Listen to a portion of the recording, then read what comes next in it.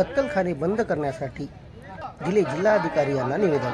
सविस्तर बातमी अशी की विश्व हिंदू परिषद व करणी सेनेच्या वतीने जिल्हाधिकारी कार्यालयासमोर घोषणाबाजी करण्यात आली। तसेच गोहत्या कायद्याची कडक अंमलबजावणी करण्यात यावी व कत्तलखाने बंद करण्यात यावेत आणि संदेशकालीन पश्चिम बंगालमध्ये महिलांवरती झालेल्या अत्याचाराचा देखील जाहीर निषेध करण्यात आला व नांदेड जिल्हाधिकाऱ्यांना निवेदन देण्यात आले।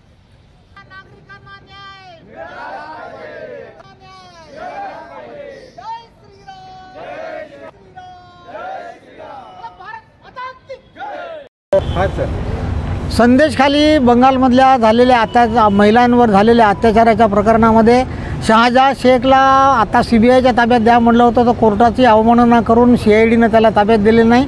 त्याविषयी आणि महाराष्ट्रामध्ये प्राणी संरक्षण कायदा त्याची अंमलबजावणी कडकपणे करावी, कारण रोज हजारो गाय आणि बैल कापून लोक खात आहेत। आता बैल खायची वस्तू आहे का? पण लोक खातात, त्यांना काय वाटत नाही। आपली सगळी अर्थव्यवस्था बैलांवर अवलंबून आहे।